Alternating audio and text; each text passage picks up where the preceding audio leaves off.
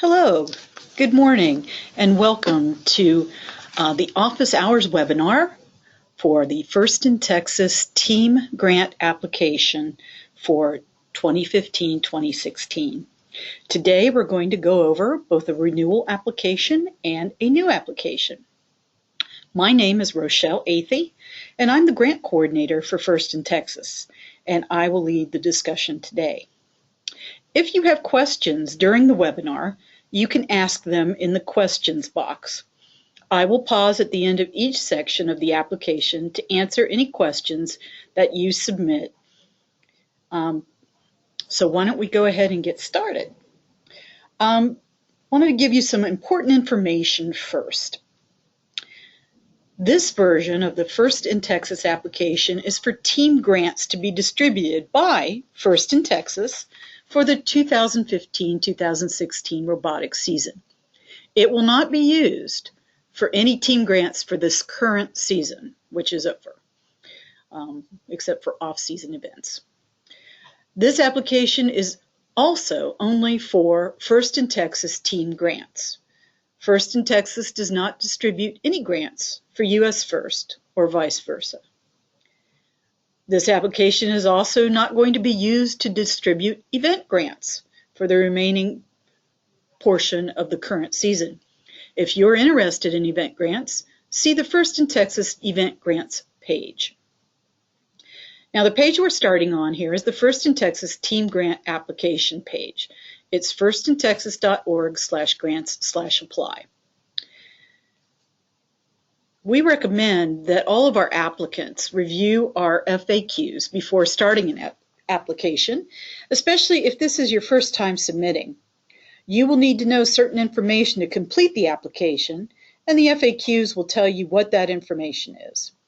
You will also see this information as we go through an application during this webinar. Today we're going to begin with a renewal application and then complete a new application next. For teams that are renewing, the main thing that we want you to know is that you should not start a new application. Most of the data you submitted in your previous application is ready for you to update. Some of it may have moved or is listed under a new field name in the new application, but most of it should be there. The one exception is that there are no narrative questions in this new version of the application, so we did not pull the narrative questions forward. Renewing teams need to use the same email and password that was used before.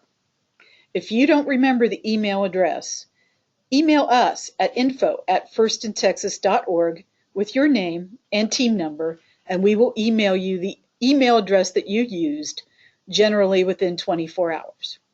If you can then come back to this website, enter your email in the login box, and click on the Forgot Password link to update your password, then you should be able to get back into your application information. And when you click Forgot Password, a box for an email address will be provided. Use the email address you used for the login. Okay, let's log in and start working on a renewal. I have already preloaded an email address and a password, so I'm going to go ahead and click, and in we go. The first place where we are is the main menu, and we can create or edit an application, print, upload additional files, or log out from here. What we're going to do right now is edit an application. If you ever want to go back to that menu, you just click here, and it will take you back to it. Now, our new application has 5 main sections. The first section is Introduction, and it has useful information and navigation tips. We've made a few changes to this information, and new teams should review it. Old teams should as well, because there are some changes here. I'm not going to read the entire page, but I wanted to mention that you will need to complete all required fields to submit the application. If you miss any of the required fields when you're filling out the application, when you click the Submit button, the application will not submit if there are blank required fields. What will happen is they'll be highlighted so you can find them easily. Fill them in and click the submit button again, and your application should go through. One other piece of useful information on this page I wanted to mention: if you submit your application before the US First national deadline for the FRC or the FTC program, and you receive a Texas Workforce Commission grant from First in Texas, First in Texas will pay US First directly for your program registration with US First. So, having said that, if there aren't any questions, and I'm not seeing any, we will go on to the next section of the application, which is team information. This is the section of the application that requests your team contact and other team information. Now, the vendor that we use to create this application requires a unique email address and password for each application and one application per team. We know this may be inconvenient for some coaches with multiple teams, so we've included a couple of fields for you to store your email address and password for this application. These are not required fields. They're here as a convenience so that First in Texas can retrieve them if you lose or forget them. So you don't have to fill it in, but it's there if you want to use it. The next field is team name. This should be self-explanatory. This is just whatever your team's name is. Now, under team number, which is the next section, if you're renewing, you would just use your permanent team number that you received from US First. If your team is new, you may not have yet received your permanent team number from US First. You may not have a number at all. And if that's the case, then what you need to do is go back and log into usfirst.org, find your program, and obtain a temporary team number. So when you log in with US First and you register for the first time, they will give you a temporary team number. Then you can come back here and you can use that temporary team number in the team number box. You can use it for now. Once you pay your registration with US First, you will receive a permanent team number, and you can come back in to this application after you submit it and use your permanent team number here. And you can archive your temporary team number below. US First, or US Texas actually, First in Texas, I'm sorry, retains the temporary team number so we can find your team in our database if you originally submitted your application with the temporary team number. So that's why we ask for it after you come back and put in your permanent team number. So if there aren't any questions with this, I will go on to team program. This is a field where you would check the US First program your team is participating in. And when I originally submitted this particular application, I was in the FTC program. My team is still in the FTC program, so I'm going to leave that the same. The region is the Texas region where your team is located. We have a map right here that will assist you in determining your Texas region if you're unsure. And it looks like this. Here are all the Texas regions. You should be able to find your particular location on this map.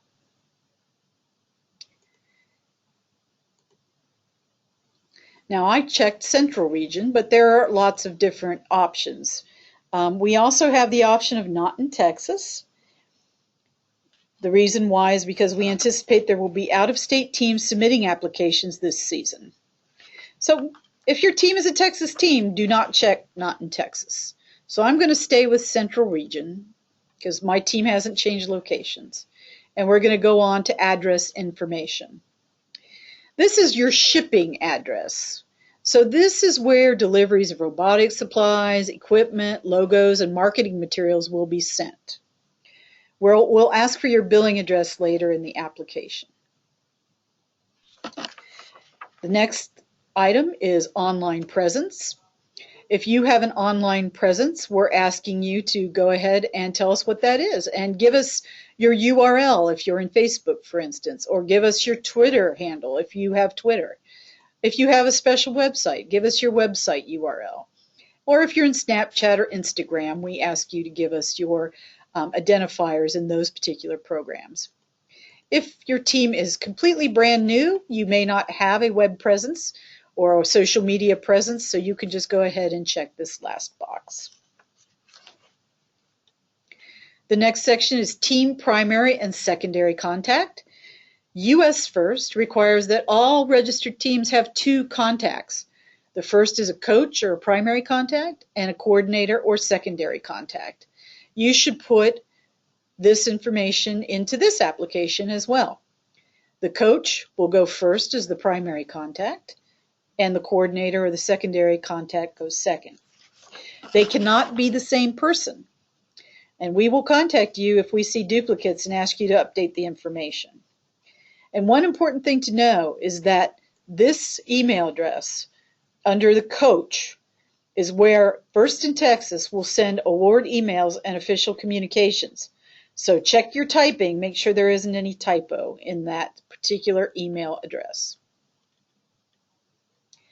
Moving on to team affiliation and payment information. The first question in this section asks for your team affiliation. We have 5 categories: school, independent school district, organization, homeschool, and our team is not affiliated. In this particular case, I'm going to say that my team is now affiliated with a school. I'm updating it. And I'm going to say it's Anderson High School. We will ask if your school is a Title I school. I know that Anderson is not. And we'll also ask the name of the schools that team members attend if there are any other team members that are participating who don't belong to Anderson. But if they're all just from Anderson High School, you can type in Anderson High School. If for some reason you decided that you wanted to type in an organization, we will ask for the name of the team's organization. We will list the name of the schools. We ask you to list the name of the schools for the team members. And we're going to list every ISD that your team members reside within. So we ask that question everywhere, even under independent school district. And the reason why, except for independent school district, because we assume that you're living within that independent school district area. We do ask that ISD question also for homeschools. We also ask if any of your homeschool group or homeschool students are attending a school. If they aren't, you can just type in N/A. If your homeschool organization has a name, we're going to ask you for that. Again, we ask for the ISD, that's Independent School District. It's a geographic thing that we're asking for. So if your homeschool is located in Round Rock, let's say, but none of your kids are going to Round Rock ISD, you're still within the Round Rock Independent School District, and we would ask you to type it in there. So going back to what I had entered in the first place, I decided that I wanted to be affiliated with a school. My school is not a Title I school. This is the name of the school that all my team members attend. My ISD is Austin ISD. And I'm saying here that the organization or the individual to whom checks should be endorsed is the Austin ISD. Now, I wanted to talk a little bit about this particular issue. This next set of questions that are related to who or to what the check will be made out to, or the payee in our lingo, are pretty important because this tells First in Texas where to send checks and to whom the checks should be made out to. So another part of this is that we request either an employer ID number, which is an organizational tax ID number that's provided by the IRS or the Internal Revenue Service, or a Social Security number. The reason why we do this is because it's required by U.S. tax law. So we are going to ask for the EIN, which is the tax ID number of the organization, or the Social Security number of either the organization or the person whose name goes into this box, which is the name of the organization or individual or payee. So I listed Austin ISD, which would have an organizational tax ID number. And then I would type that in here. Now, this isn't actually their organizational tax ID number. It's one I'm making up. But that's what you would do.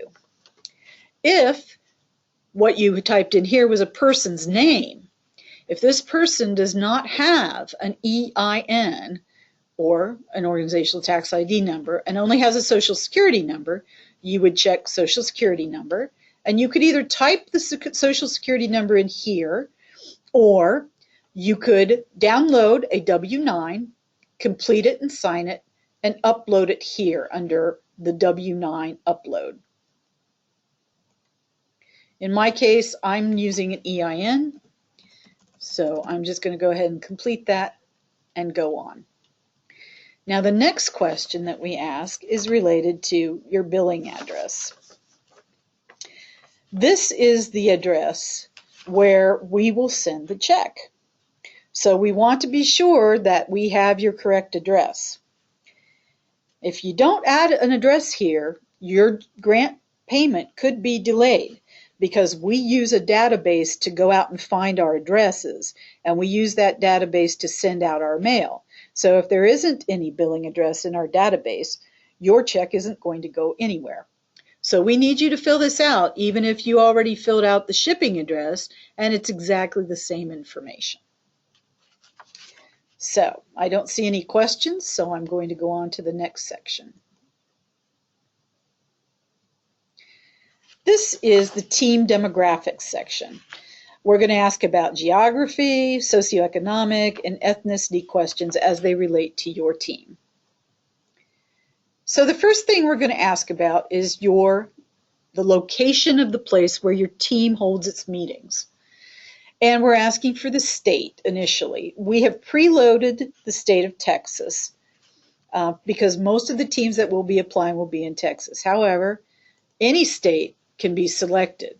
And the reason why is because we do anticipate some out-of-state teams applying for grants this year.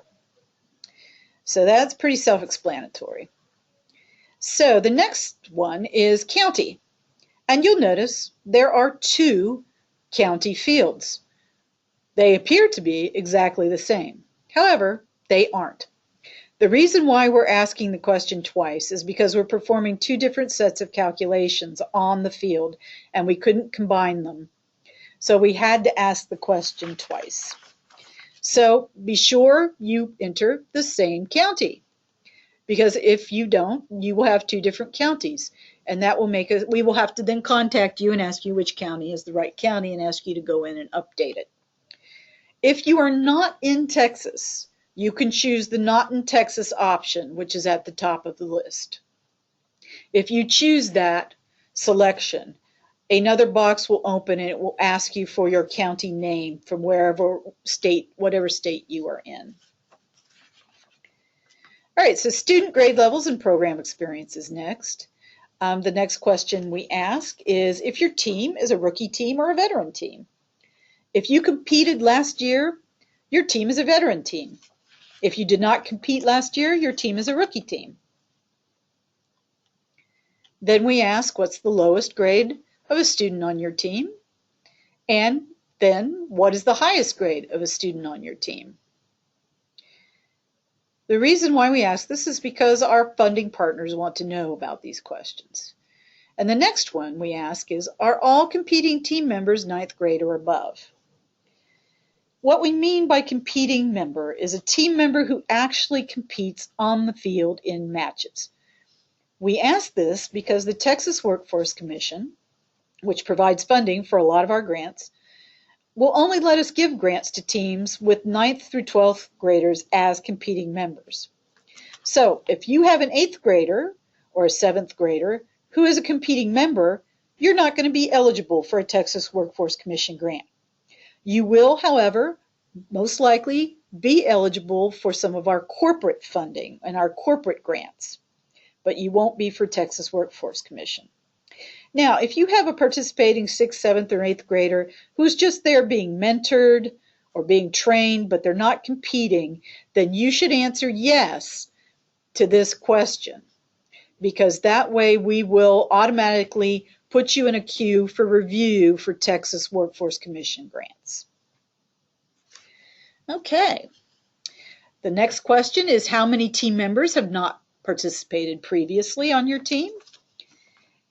And that's a pretty easy one. If you're a brand new team, a rookie team, presumably none of your team members have not participated. So you would just list all of your team's number, your entire team number. If you're a veteran team, it's however many members may not have participated. I listed one here. Next is adult support. We changed this a little bit from last year. We've separated out volunteers and mentors. So we're asking how many volunteers there are, including your coaches, for your team, and then how many mentors you have, but not including the coach. And then we ask, if you know, list the companies for which your volunteers and mentors work. So maybe it would be IBM or Wells Fargo. It could be anything. Just go ahead and list that. And now we have a new question in this section as well, where we are asking about how many hours does your team meet and practice on a monthly basis. Make your best guesstimate. If you do not have a good feel for it, you can always come back and change this answer later. All right, team member demographics. The first question is pretty easy. How many members are on your team, I guess? And this number may change, we realize that, so you may want to come back in and update that over time. And the next thing we're going to ask you is a series of questions related to socioeconomic status. And the reason why we ask these questions is because these categories are priorities for our funding partners, and that's why they're listed. And your application is scored based in part on the numbers you provide for these categories. So when you check one of these categories, the application will then open a box that asks you how many team members reside, for instance, in a household where someone qualifies for a free or reduced price lunch, or how many students are female. Now, if for some reason none of these things apply to your team, then you would click none of the above. But in the case of this particular application, I'm going to say that maybe we have 3 members that qualify for a free or reduced price lunch, and I'm going to say that all of my team members are female. Now, the next category is related to ethnicity. And we have 5 different categories, 1, 2, 3, 4, 5. And we ask that you list those ethnicities who are represented on your team. If you're unsure about a student's ethnicity, you can make your best guess. But the total number of students listed under the ethnicity category should be equal to the total number of students on the team. So I'm going to say 5 of my team members are Hispanic or Latino, and 2 are African American, and let's say 3 of them are white or Caucasian. And then we are now at the end of this section of the application, so we will click Next. All right, the next section is Team Needs. This section does not have any required fields, but we urge you to fill it out to help First in Texas support your team's needs and advocate for you with our funding partners. So the first question asks about, how much is your team budget over the course of the season? And it's going to vary depending on the program that you're in. But we ask you to try to give us an estimate. The next question is, have you recruited any new teams? If you're a brand new team, the answer is probably going to be no. If you're a veteran team, you might say yes. And if you have, you might want to say, hey, here's the name of the team that our team went out and recruited. But if you didn't, you just click no. Did another team recruit your team? You could say yes, in fact, one did. And we could type in 4268 Appreciate. That's one of our teams here in the Austin area, and one I'm familiar with, and I'm going to type it in here. The next question is your team hosting camps? If you click yes, we're going to ask you to describe the content of the camp instruction, and we're going to ask you to list any organizations that are partnering with you at the camp. But if you're not hosting camps, you can click no. The next question is asking you to check the first programs that your entity, your school, your organization offers. If you only offer one, then click the one. Obviously, you probably want to click the program that your team is participating in. In this case, my team is participating in FTC. I also believe Anderson High School participates in FRC, so I'm going to check that too. The next question is, has your school or organization participated in FTC and then moved to FRC or vice versa? I'm saying that we're in FTC only, although I know that's incorrect because I just checked FRC up here. So I think I'm going to check that box instead, which says participate in FRC and then added FTC. The next question is, has your team competed in the last 3 years? And what we mean here is whether you have competed in at least one of the last 3 years. The next question asks, what would be most helpful for your team to improve sustainability of your team moving forward? You could click on any of these or all of them, and if you have some other ideas, you can type that in here.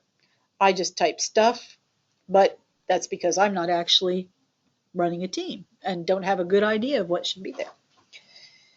And the next question is your team looking for a mentor? Yes or no? Either one.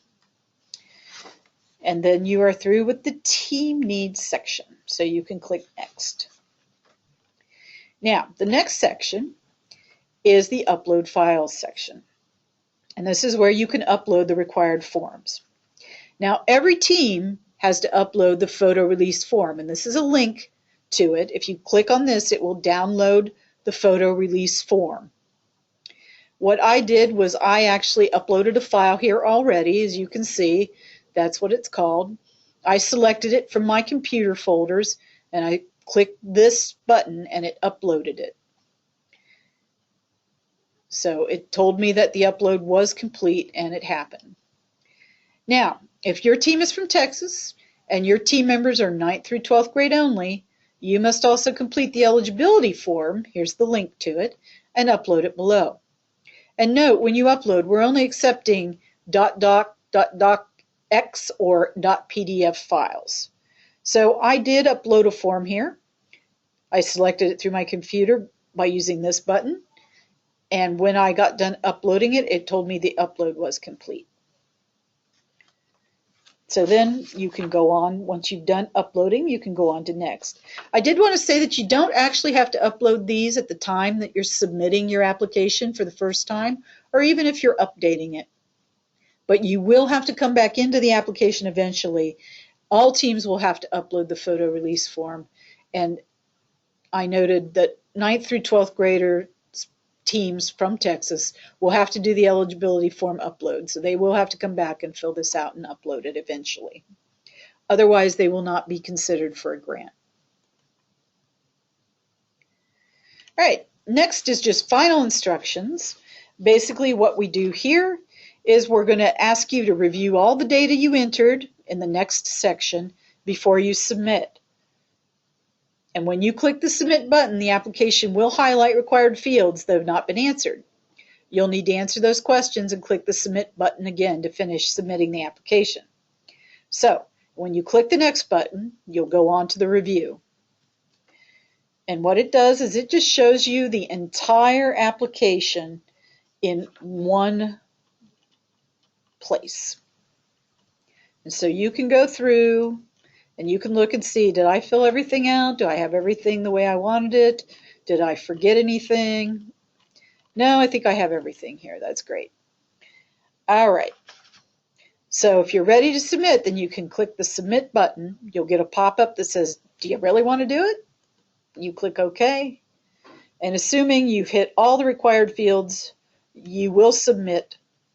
And you will get this message that says, thank you for submitting your application. We'll send an email within 2 hours confirming your submission. It will go to the coach's email, and then you can log out. Or if you want to, you can print the document here. So that is a renewal application. I don't see any questions, so I'm going to move on and I'm going to do a new application. So I'm going to log out first. The sign up for new teams instructions are right here, and this is again back on the First in Texas grant apply page. You will want to read this sign up for new teams section. If you're new to the application, you sign up by entering a team email address and password, and you will then be taken to the application form. You need to use a unique team email address for each application. And you can enter this information in the application if you want us, meaning First in Texas, to be able to provide it to you if you lose it or forget it. So I'm going to go ahead and put an email address in here and a password.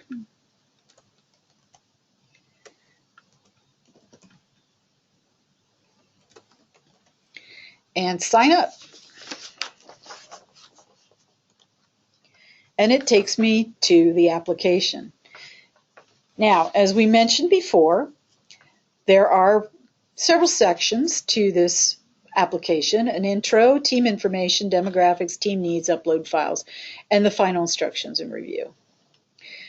The first section is related to information. It just tells you, especially if you are new and you have never submitted an application before, you're going to want to read this.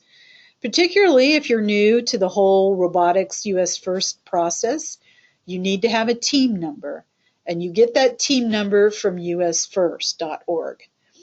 You get it from your program. So if you don't have a team number, you want to get back out of here, go to US First, and get a temporary team number if you're brand new. All right, so let's move on to navigation hints. You can review all sections of the application at any time if you want to. You can go up here and hit review and it will show you the entire application. You can also use any of the tabs up here to go to any of these sections at any time. If you want to log out or you want to print a copy of your application, go to the Return to Menu button, which is right here, and it will take you back out. After you complete all the sections of the form, you're going to go to a review where you can review everything again to submit before you submit. And we're just asking you to complete all the sections and review your responses before you click submit. The application will catch any required questions that have been left blank, and it will let you go back and fill those in before you submit. All right, useful information. You can always leave the application. You just need to save it. As you can see, there's a button down here. It's called Save Draft.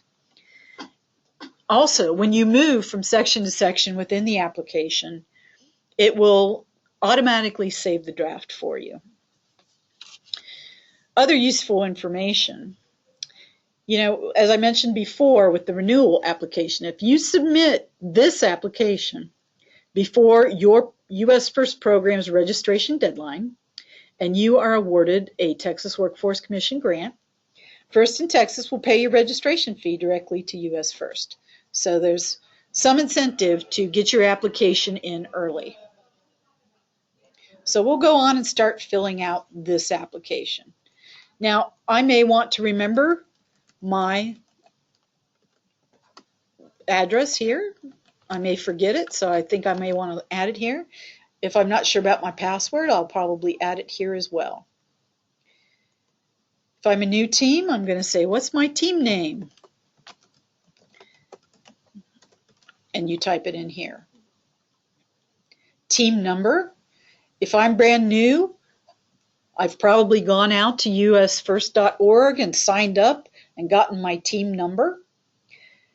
Now, if I'm a brand new team, I may only have a temporary number right now. Typically, that's what US First will give you first when you're a brand new team. When US First receives your registration payment, your team will receive a permanent team number. But if you only have your temporary team number right now, you can enter it in the team number box. You can come back later when you have your permanent team number and enter it here and archive this number, the temporary number, here. First in Texas needs to have the temporary team number if you used it originally for this team number, because that's how your team is going to be listed in our database initially. So the other thing you need to know is that in order for US First to actually give your team a grant, we are going to need your permanent team number.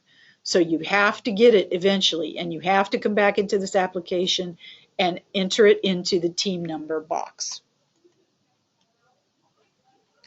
All right, moving on. Team program.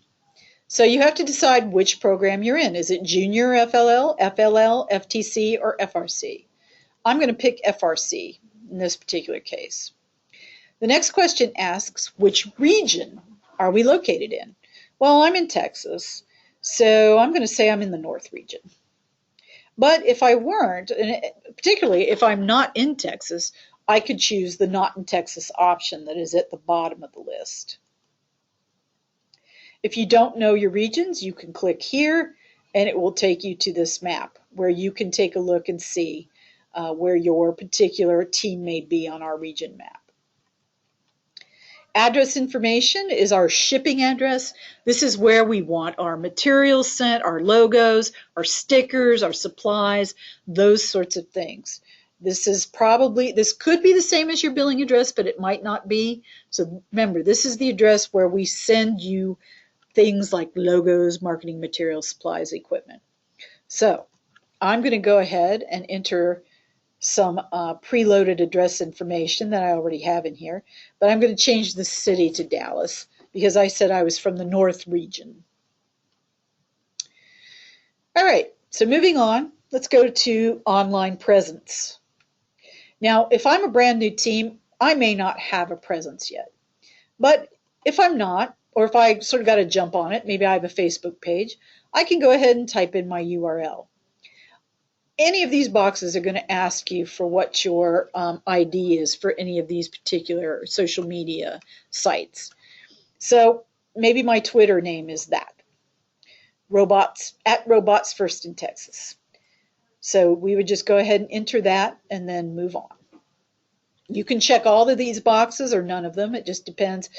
You need to check at least one because this is a required field. That's what the little red star means. The next section is team primary and secondary contact. As I mentioned before, US First requires all registered teams to have 2 contacts, a coach or a primary contact, and a coordinator or secondary contact. The first one is typically your coach. So I'm going to put myself in here, and I'm going to put my email and a made-up phone number. For me, don't you do that. Now, this is a very important email. You need to be sure that this email is correct when you put it in here, because this is the email First in Texas will use to communicate with the coach. This is where we will send you, for instance, your award notice. And this is how we are going to communicate with you going forward. This is where your secondary coordinator goes.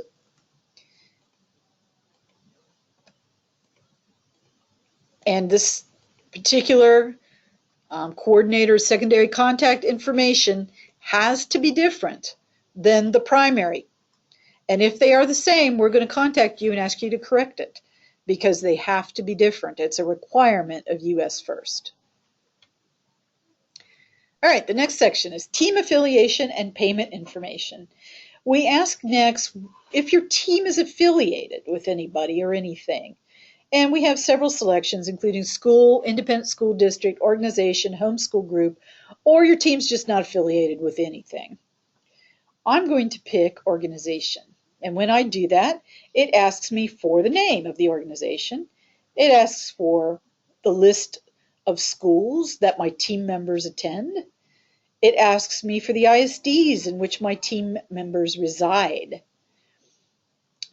But if I decided that I was actually affiliated with a school, it's going to ask me the name of the team's associated school, if the school's a Title I school, the name of the schools the team members attend, the ISD our team members reside within, And you see a pattern here. It's kind of the same thing. If you picked independent school district, maybe your school district represents all the schools for US First programs. So you type in what it is, what are the names of the schools your team members attend, and if you're in a homeschool, we're going to ask if your team members actually do attend a school. If they don't, you would type in N/A. We're going to ask if you have a homeschool organization. If you don't, you don't have to type anything in here. It's not required. And again, we're going to ask where do your team members live with regard to ISD districts. So it's a geographical question. It's not that they attend it. It's just which district do you live within. So I'm going to go ahead and say that my group is affiliated with an organization. I'm going to say it's the YWCA. List of schools, I'm going to say Dallas High School, which probably doesn't exist. The ISD, Dallas ISD, which does exist. And then you've completed most of that section. Now the next question, list the name of the organization or individual to whom checks should be endorsed. This is the person or the organization whose name will be on the check that we send you for your grant. If it's an organization, that organization is going to most likely have something called an EIN, or an Employer Identification Number. This is a tax ID number that the IRS provides to organizations if they request it, or if they have to pay taxes or file tax information. You can go to the irs.gov website and find the application process for the EIN if your team wants to set itself up as a separate organization. Many schools have set up affiliated booster clubs for their robotics teams, and perhaps you have a team that will want to do this. You can go out and get this EIN by going to irs.gov. And if you do get an EIN and you do have an affiliated robotics club, you are going to be an organization. You are not going to be a school up here in this affiliated question. Okay, so I'm going to say that we're in Dallas ISD. They're the ones who want to get the check. So down here, I'm going to click EIN, and I'm going to type in the EIN. But before I do that, if I had listed a person's name here, and this person is going to accept the check on behalf of my team, and we see this with some of our teams. It doesn't happen a lot, but every now and then it does. We are going to require the Social Security number of the person accepting the check on behalf of the team, unless he or she has an EIN. So we have a couple of options for people in that situation. You can either type your Social Security number here, or you can download a W-9, complete it and sign it, and you can upload it here. But in this particular case, I'm going to say we have an EIN. I'm typing in something that actually is not an EIN, and just for the purposes of what we're doing here and moving on. Now the billing address is the address where we're going to send the check. So make sure that this address is completed, because if you don't fill it in, we are not going to know where to send the check. And you have to fill it in. Even if you've already filled in shipping address and it's exactly the same, you still have to come in here and fill this in, because if you don't, we use a database to help us send out mailers and mailings. We don't do it manually. We do it through a database. So if there isn't an address here, there's going to be delay in getting your grant payment out to you. So please do fill this in. It's all required, as you can see from the stars. All right, moving on. The next set of questions are related to the team's location. It's actually under team demographics. The vast majority of our teams are going to be located within the state of Texas. So we went ahead and pre-selected Texas, but as I mentioned before, all the states are here, including Puerto Rico. So you can go ahead and, if you're an out-of-state team, pick the state where you live. The next item is county. It is indeed listed twice. The reason it's listed twice is because we're needing to perform two different sets of calculations, and we couldn't do that with only one field for county. So you need to be sure to pick the right county. If you're not from Texas, you can select not in Texas, which is at the very beginning. I'm going to select Dallas County because that's where I'm saying I'm from at the moment. Make sure these are both the same, because unfortunately the application will not catch it if they are not. And if we are reviewing applications and we notice in the end that the counties are not the same, we will be back in touch with you and ask you to update that. The next section asks about student grade levels and program experience. The first question is this a rookie team or a veteran team? You're a rookie if you've never competed or you didn't compete last year. You're a veteran if you did. So this is new, so I'm going to say I'm a rookie team. We ask about grades. I'm going to say the lowest grade level is 9th, the highest is 12th. Are all my competing team members in the 9th grade or above? Yes. And as I mentioned before, the reason why we're asking this question is to help sort the applications to make our review for eligibility for the Texas Workforce Commission somewhat simpler. If you have team members that are under 8th grade or under the 9th grade or are K through 8th grade, do not fear, there is still corporate funding available for you. But we're doing this essentially to sort of sort our Texas Workforce Commission eligible teams. Now, if you have an 8th grader or 7th grader or 6th grader who's participating on your team, but they're not competing, they're there to be trained or mentored, you can still go ahead and click yes here, and you will be considered for a TWC award. The next question is how many team members have not participated previously? I'm going to say all of them because I'm a new team. And then we go on to adult support. They're asking how many volunteers we have, including the coach. I'm going to say 5. And then they're going to ask how many mentors we have. I'm going to say 2. And if we know where our volunteers and mentors work, we may want to type it in here. It's not required, you don't have to, but if you know, you might as well. The next question is a new one. How many hours does your team meet and practice on a monthly basis? If you're a brand new team, I realize you're probably not going to have any idea of how often you're going to meet on a monthly basis. But perhaps you're going to meet 5 hours a week times 4 for the month. That's 20 hours.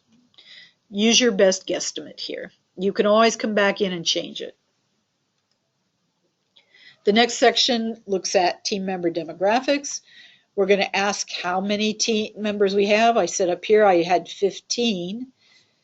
So I'm going to make sure that's the same number there. And then we ask about socioeconomic questions that are important to our funding partners. And I'm in Dallas. I'm going to have certainly a number of students who are female. Maybe I'll have one with a disability. You just do your best to fill in these particular numbers. The next section is what ethnicities are represented on your team. We have 5 selections. So we want to make sure this adds up to 15 because that's the number of students on our team. So we make sure we get at least 15 in here.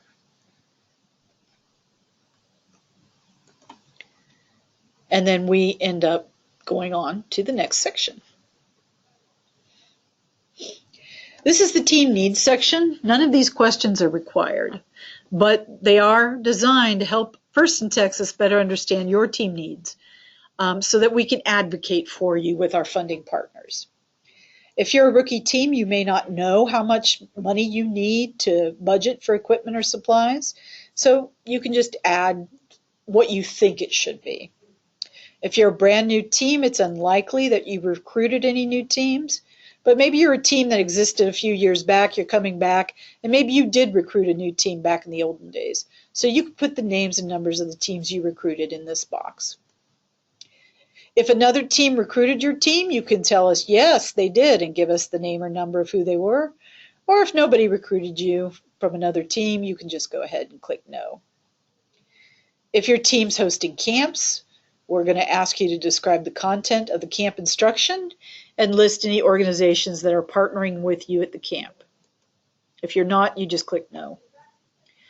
Then we ask about the first programs that your school or organization offers.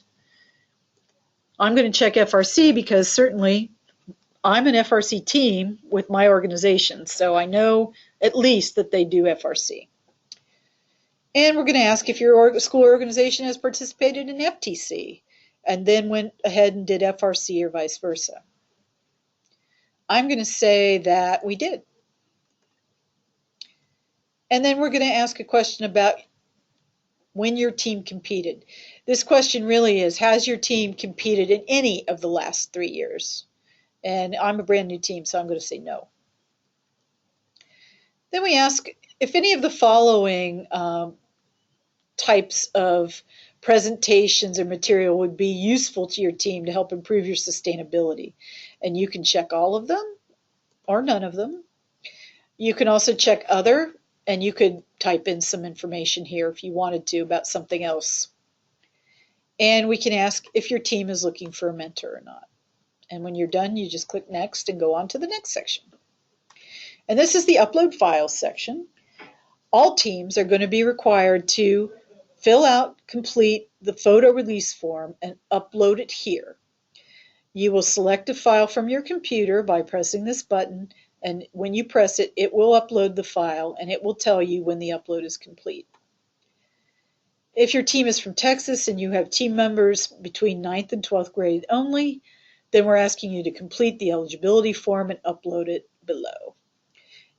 We're asking for only .doc, .docx, or .pdf files. You use the same process to upload the eligibility form as you did for the photo release.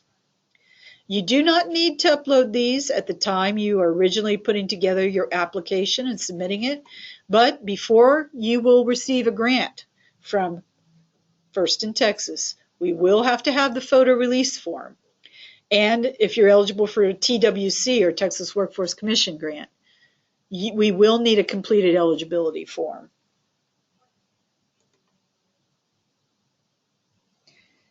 Now, final instructions. The next section of the application is the review section. It's going to show you the entire application just like before, where you can review to see if you missed anything.